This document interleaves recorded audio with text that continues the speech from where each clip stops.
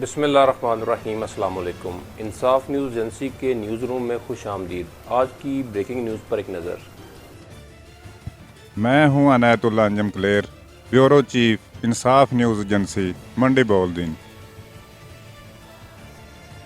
منڈی بہاؤالدین سے رپورٹ شامل کرتے ہیں عنایت اللہ انجم کلیر کی۔ بلدیاتی نظام کی بحالی کے بعد یونین کونسل بارموسا کا اجلاس متفقہ طور پر بجٹ 2021-22 کی منظوری۔ تفصیلات کے مطابق سپریم کورٹ کے فیصلے عدالتی نظام کی بحالی کے بعد یونین کونسل بارموسا کا اجلاس نومبر کے آخری ہفتے میں زیر صدارت چیئرمین چودھری شوکت علی لالے کا منعقد ہوا۔ اجلاس میں سیکرٹری یو سی چودھری زبیر احمد نے 2021-22 کی بجٹ منظوری کے لیے بل پیش کیا، جسے چیئرمین چودھری شوکت علی لالے کا نے تمام ممبران سے مشاورت کے بعد منظوری دے دی۔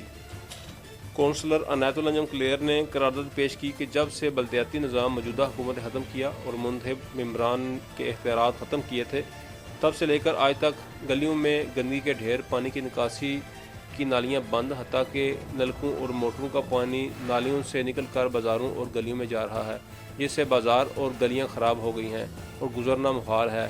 حکومت نے منتخب نمائندوں کے اختیارات تو ختم کر دیے، لیکن یہ نہ سوچا کہ ہمارا شروع کیا پروگرام گرین اینڈ کلین کا بھی ستیہ ناش ہو جائے گا۔ قرارداد میں کہا گیا ہے کہ ہنگامی طور پر گندگی کے ڈھیر ختم کیے جائیں اور نکاسی کے لیے بنائے گئے نالے اور نالیوں کی صفائی کا بندوبست کیا جائے، جسے چیئرمین نے فوری طور پر منظور کر لیا۔ تمام ممبران نے قرارداد کو خوش عین قرار دیا۔